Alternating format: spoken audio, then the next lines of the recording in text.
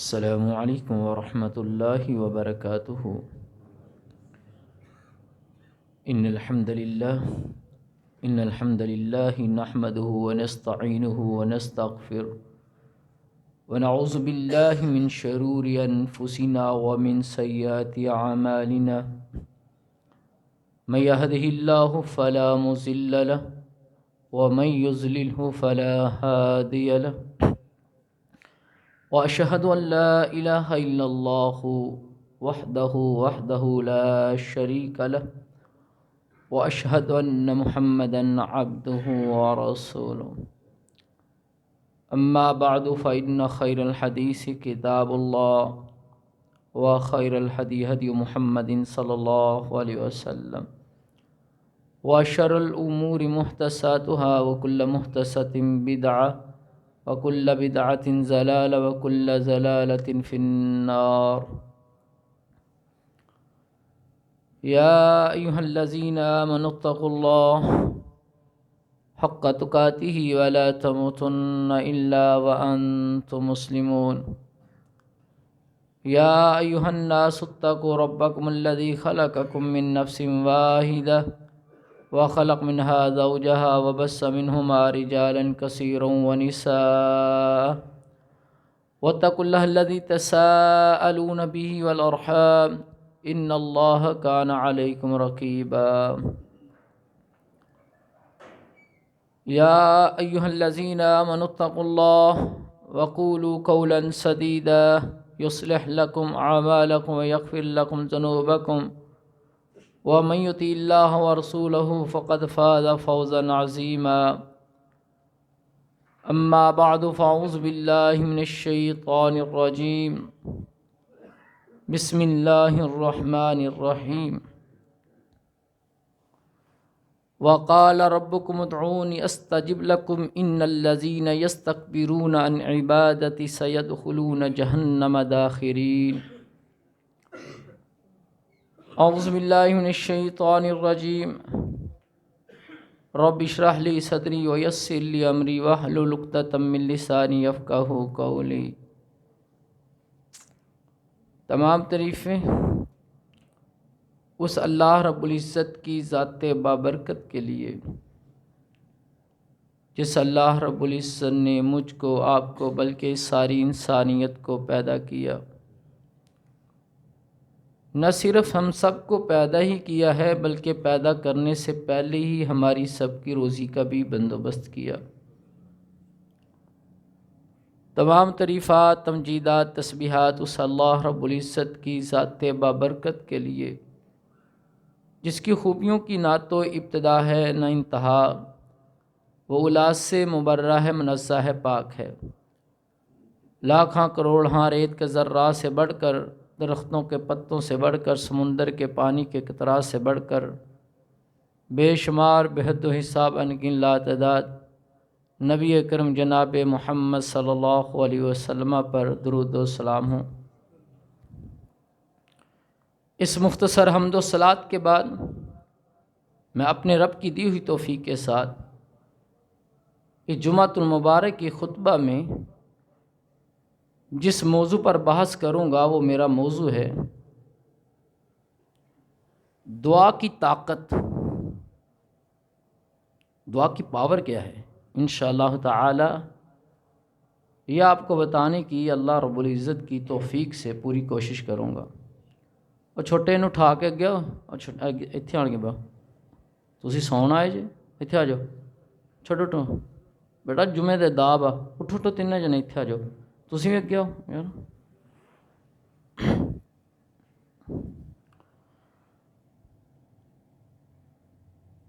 دنیا میں جتنی بھی مخلوقات ہیں سب کی سب مخلوقیں اللہ رب العزت کی محتاج ہیں۔ مثال کے طور پر آپ انسان ہی کو دیکھ لیجئے۔ یہ حضرت انسان پیدائش کے وقت بھی کسی کا محتاج ہے اور مرنے کے بعد بھی یہ کسی کا محتاج ہے۔ یہ مرا پڑا ہے۔ اب یہ خود نہا نہیں سکتا، نہانے میں یہ دوسروں کا محتاج ہے. خود کپڑے یعنی کہ کفن نہیں پہن سکتا، یہ کفن پہننے میں دوسروں کا محتاج ہے. یہ قبرستان تک جا نہیں سکتا، خود قبرستان تک جانے میں یہ دوسروں کا محتاج ہے. خود قبر میں اتر نہیں سکتا، یہ قبر میں اترنے کے لیے یہ دوسروں کا محتاج ہے.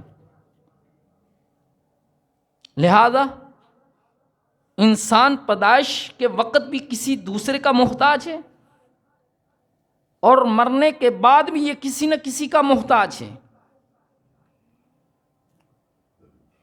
پیدائش اور موت کے درمیانی جو وقفہ ہے انسان کی زندگی کا، یہ اس میں بھی کسی کا محتاج ہے. کیا ایسا نہیں ہے کہ ایک بندے نے دکان کھول کر بیٹھا اور گاہک کا انتظار نہ کر رہا؟ وہ گاہک کا محتاج ہے، وہ انتظار میں ہے کب گاہک آئے اور کب میری سیل ہو اور میری جیب میں چند ٹکے آئیں جس سے میں روزی کما سکوں.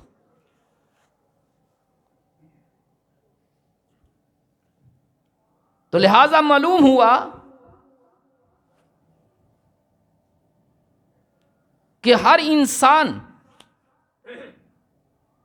کسی کا محتاج ہے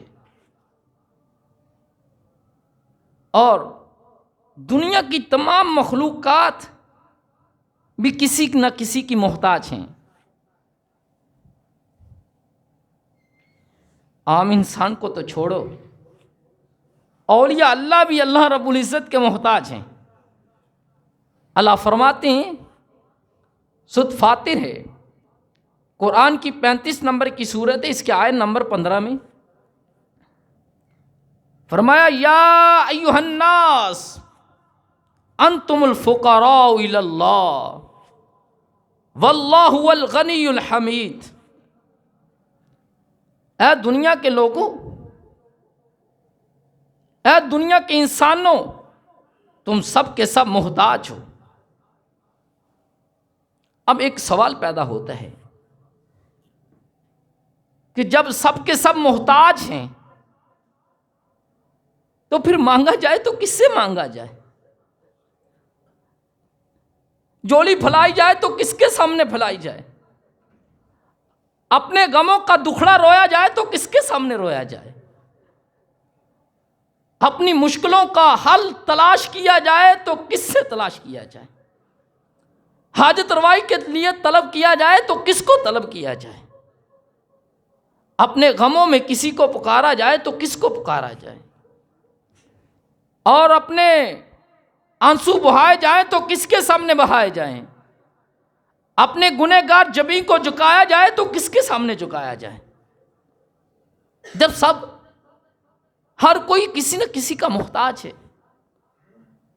اب ہم مجھے بتائیں، دہی دس کو کیا دے سکتا ہے؟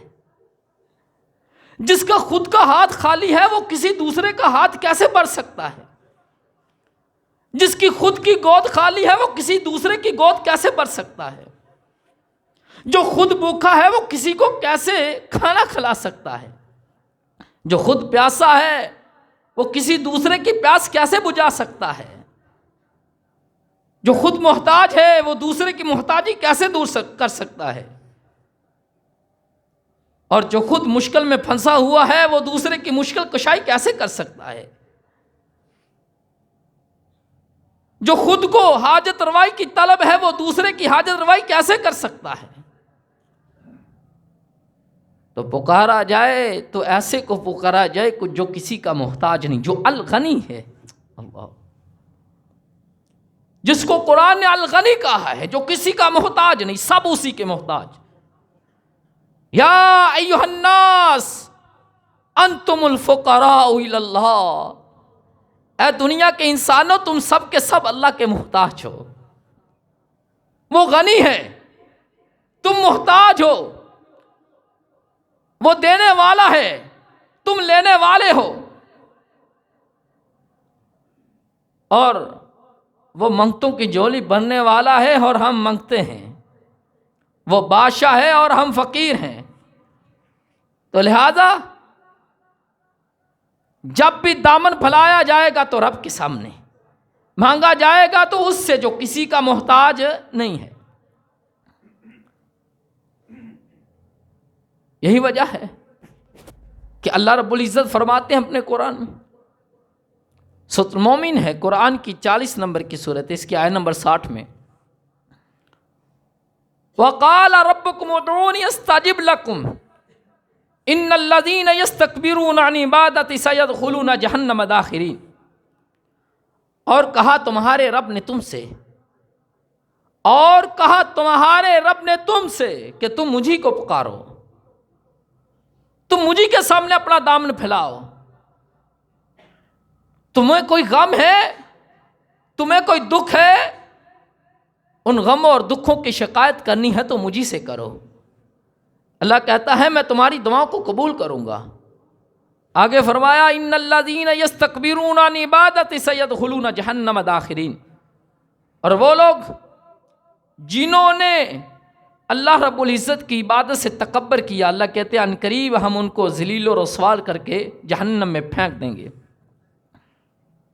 گویا اس آیت سے معلوم ہوا کہ دعا عبادت ہے۔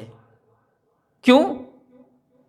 جب کوئی دعا مانگتا ہے وہ رب کو بادشاہ اور رب کو غنی اور اپنے آپ کو فقیر کہتا ہے، اپنے آپ کو سوالی کر کے پیش کرتا ہے، محتاج بن کے رب کے سامنے آتا ہے۔ اور جو دعا نہیں مانگتا گویا وہ تکبر کرتا ہے، اور جو تکبر کرتا ہے اللہ فرماتے ہم ذلیل و رسوا کر کے اس کو جہنم میں پھینک دیں گے۔ آؤ ذرا ایک حدیث سے بھی اس قرآن کی دلیل کو اور مضبوط کرتے ہیں۔ جامع ترمذی ہے، کتاب الدعوات ہے، حدیث نمبر 1299 ہے۔ حدیث کے راوی حضرت نعمان بن بشیر رضی اللہ تعالی عنہ ہے۔ حدیث یوں ہے، النعمان بن بشیر رضی اللہ تعالی عنہ عن النبی صلی اللہ علیہ وسلم قال الدعاء لعبادہ ثم قرأ وقال ربكم ادعوني استجب لكم ان الذين يستكبرون عن عبادتي سيدخلون جہنم داخرین۔ النعمان بن بشیر رضی اللہ تعالی عنہ فرماتے ہیں کہ رسول اللہ صلی اللہ علیہ وسلم نے فرمایا دعا عبادت ہے۔ پھر آپ نے اسی آیت کو کوٹ کیا جو میں نے پڑھی ہے، وقال ربكم ادعوني استجب لكم ان الذين يستكبرون عن عبادتي سيدخلون جہنم داخرین۔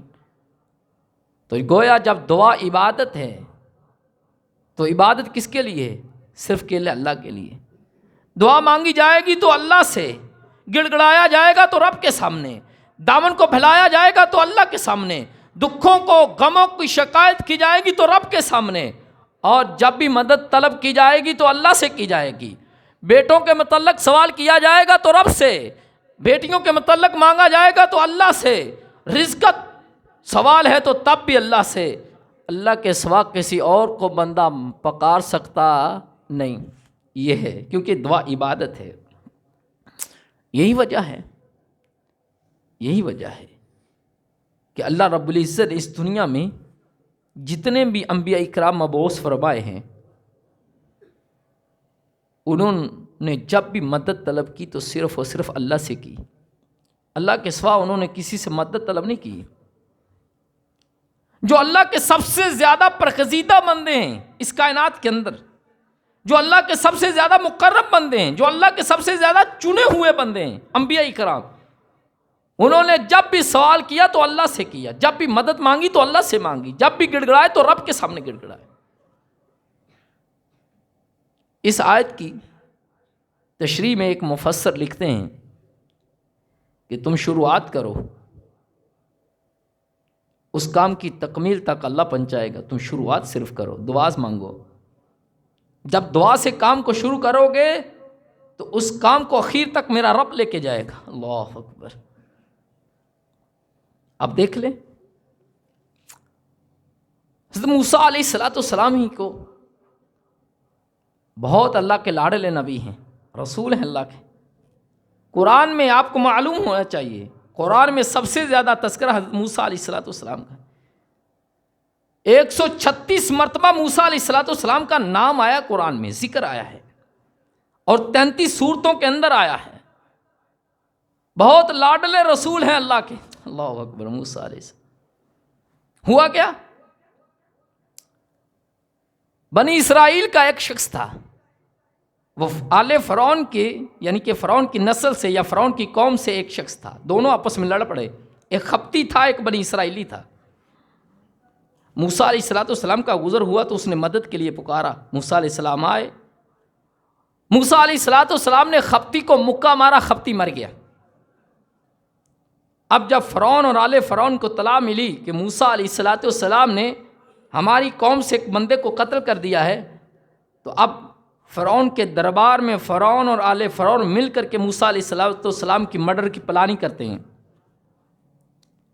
وہاں ایک ایسا بندہ بیٹھا ہوتا ہے جو ایمان کو چھپا کر کے بیٹھا ہے. ہوتا کیا ہے، وہ بندہ جب اس دربار سے اٹھتا ہے تو سیدھا موسیٰ علیہ السلام کے پاس پہنچتا ہے. کہتا ہے پیغمبر رسول، اے پیغمبر خدا، اے رسول اللہ صلی اللہ علیہ وسلم، اے موسیٰ علیہ السلام،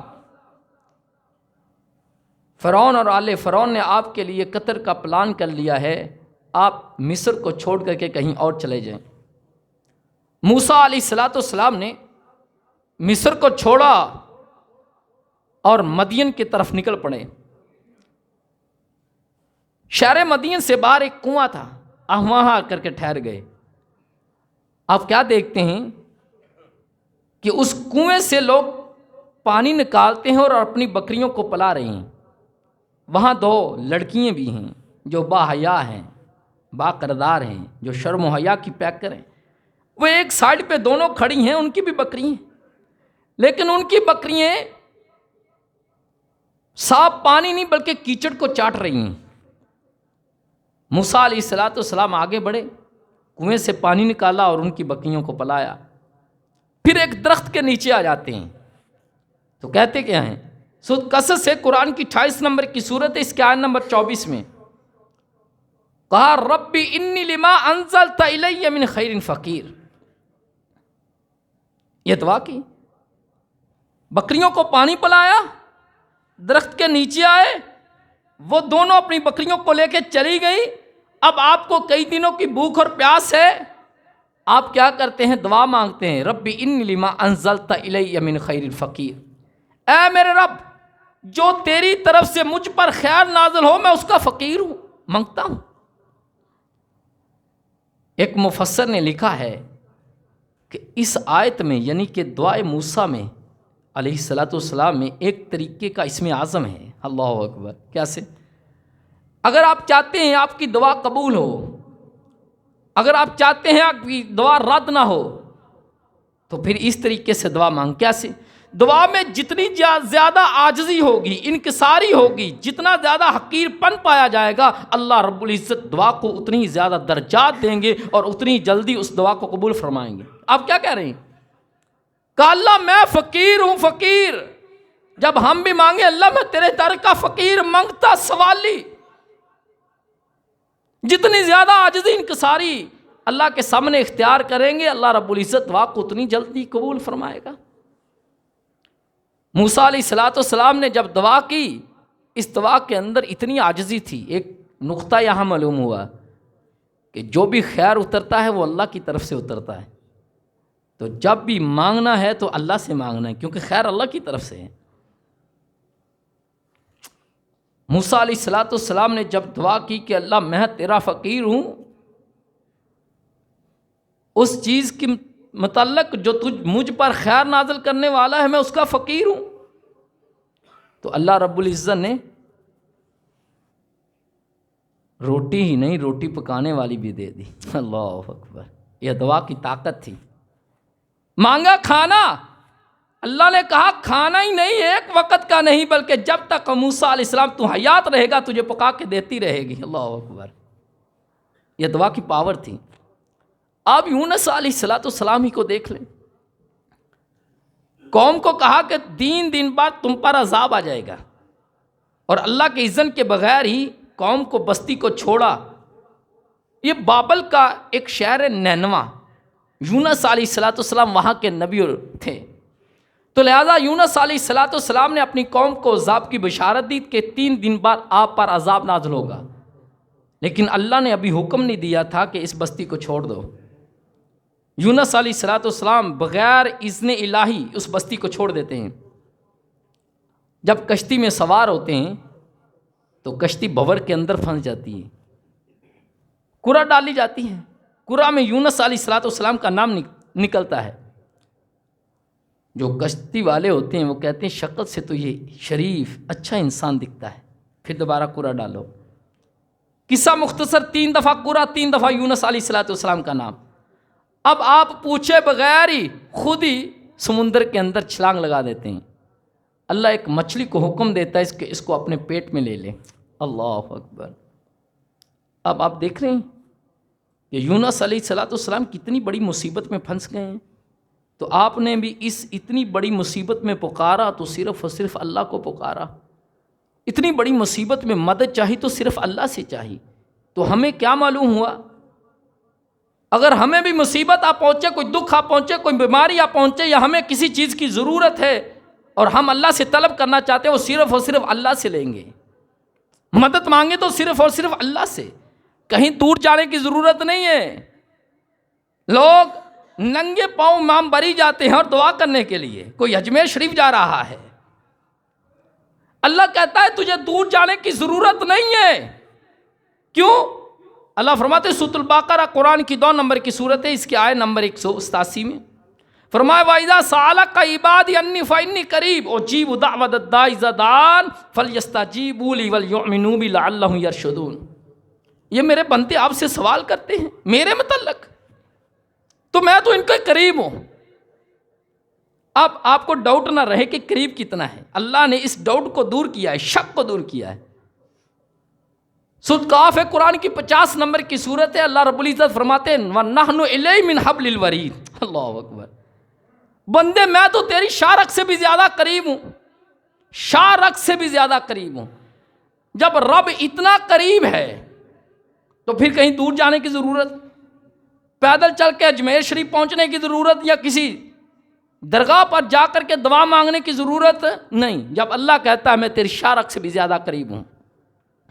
پتہ ہے ایک نقطہ لے کے جاؤ، نبی علیہ السلام سے جب بھی سوال کیا گیا، کافروں نے کیا، منافقوں نے کیا، یا خود مسلمانوں نے کیا، صحابہ اکرام نے کیا، تو جواب کل کے ساتھ دیا گیا۔ مثلا یسألونک عن الانفال کل، یسألونک عن الروح کل، یسألونک ماذا ينفقون کل، یسألونک عن الحلہ کل، یسألونک عن الشہر الحرام قتال فی کل،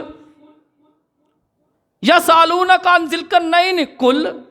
آپ دیکھ لے پورے قرآن کو، یسألونک عن الیتامى کل، جہاں بھی لفظ سوال کے ساتھ کیا گیا، جب بھی نبی سے سوال ہوا تو نبی کے واسطے سے جواب دیا گیا کل۔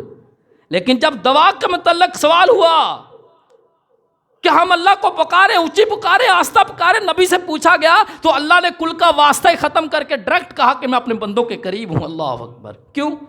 جس طرح اللہ نے دعا کے بیچ میں کل کا واسطہ برداشت نہیں نہ کیا، اسی طرح اللہ دعا کے اندر واسطے کو برداشت ہی نہیں کرتا۔ مانگنا ہے تو ڈائریکٹ مانگنا ہے۔ فرمایا نخلو الیہ من حبل الورید، میں تیری شارک سے بھی زیادہ قریب ہوں۔ لوگ تمثیلیں دیتے ہیں جی وسیلہ دینے کے لیے۔ دیکھو جی چھت پہ چڑھنا ہو تو سیڑھی کی ضرورت ہوتی ہے، کسی بڑے سے ملنا ہو تو پہلے اس کے وزیر سے یا اس سے چھوٹا جو اس کا سیکٹری، اس سے ملنے کی ضرورت ہوتی ہے۔ میں نے کہا سنو، اگر چھت زمین پر آ جائے تو سیڑھی کی ضرورت ہے، اگر پانی منہ تک آ جائے تو رسی اور ڈول کی ضرورت ہے، اگر خود کا میرا تعلق وزیر اعظم تک ہے تو کسی امشیر کی ضرورت ہے نہیں۔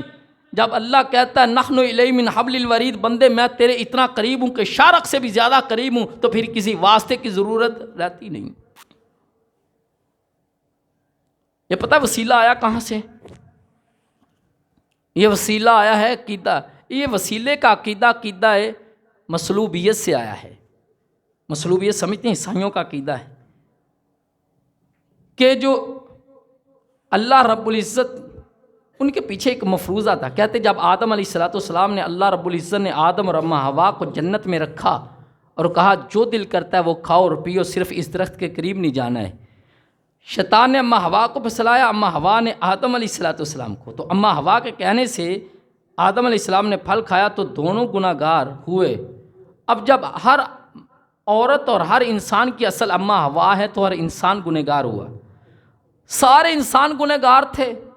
اللہ رب العزت کو رحم آیا، نعوذ باللہ اللہ نے اپنا بیٹا بھیجا عیسیٰ علیہ السلام. اب عیسیٰ علیہ السلام نے ساری دنیا کے گناہوں کو کندھوں پہ لیا اور سولی پہ چڑھ گئے، نعوذ باللہ. جس طرح اس عقیدہ مصلوبیت میں ایک طریقے کی مایوسیت ہے کہ ہم گنہگار ہیں، اللہ ساڈی سوندا نہیں ہے، اور اسی طرح وسیلے کے عقیدے میں بھی مایوسیت ہے. اسی گنہگار ہیں، اللہ ساڈی سوندا نہیں تے انہاں دی موڑدا نہیں، ساڈی انہاں اگے تے انہاں دی اللہ اگے. چلو جی، جس طرح اس میں مایوسیت، اسی طرح عقیدہ وسیلہ کے عقیدے کے اندر مایوسیت کہ اللہ ہماری سنتا نہیں، ہم پاپی ہیں، گنہگار ہیں. اللہ اکبر. چلو پہلے اس آیت کو پورا کرتے ہیں، پھر بتاؤں گا کہ اللہ سنتا ہے کہ نہیں سنتا ہے. اب یونس علیہ السلام مچھلی کے پیٹ کے اندر ہیں. اللہ اکبر. اللہ کہتا ہے 3 اندھیروں کے اندر فنادیٰ فی الظلمات. سورۃ الانبیاء قرآن کی 21 نمبر کی سورت ہے، اس کی آیت نمبر 87 ہے. 3 اندھیرے، ایک ظلمت البحر، ایک ظلمت الحوت، ایک ظلمت اللیل، ایک رات کا اندھیرا، دوسرا مچھلی کے پیٹ کا اندھیرا، تیسرا سمندر کی تہوں کا اندھیرا. 3 اندھیروں کے اندر یونس علیہ السلام نے اللہ کو بلایا، اللہ کو پکارا تو 3 ہی ذریعوں کے ساتھ پکارا. اللہ اکبر. کیا یار دعا ہے، کبھی قرآن کو غور سے پڑھا کرو. اللہ کہتا ہے ہم نے یونس علیہ السلام کو 3 اندھیروں کے اندر نجات دی، اور ہم نے انسان کو بنایا تب بھی 3 اندھیروں کے اندر. زمر قرآن کی 39 نمبر کی صورت، اس کی آیت نمبر 6 میں یخلقکم فی بطون امہاتکم خلقا من بعد خلق فی ظلمات ثلاث. اللہ کہتا ہے ہم نے انسان کو 3 اندھیروں کے اندر بنایا ہے. 3 اندھیروں کے اندر، ایک جھلی کا اندھیرا، ایک بچے دانی کا اندھیرا، ایک پیٹ کا اندھیرا. اللہ رب العزت فرماتے ہیں ہم نے انسان کو 3 اندھیروں کے اندر بنایا. فتبارک اللہ احسن الخالقین. اللہ کی قسم ذرا سوچو وہ کتنا رحیم اور کریم خدا ہے، اور وہ کیسا بہترین کاریگر ہے کہ اس نے 3 اندھیروں کے اندر انسان کی مورتی کو بنایا ہے. جہاں ناک لگنا تھا ناک لگایا، جہاں آنکھیں لگنی تھیں آنکھیں، جہاں کان آنے تھے کان، جو چیز جہاں فٹ ہونی تھی اللہ نے وہاں فٹ کی ہے. اور آج ہم اندھیرے کے اندر، تھوڑے اندھیرے کے اندر ایک لفظ نہیں پڑھ سکتے. فتبارک اللہ احسن الخالق. اللہ کہتا ہے یونس علیہ السلام نے دعا کی 3 اندھیروں کے اندر، ہم نے انسان کو بنایا 3 اندھیروں کے اندر. اور جب یونس نے دعا کی علیہ السلام نے تو 3 ذریعوں کے ساتھ دعا کی. کیا ہے دعا پر نوٹ کریں، لا الہ الا انت.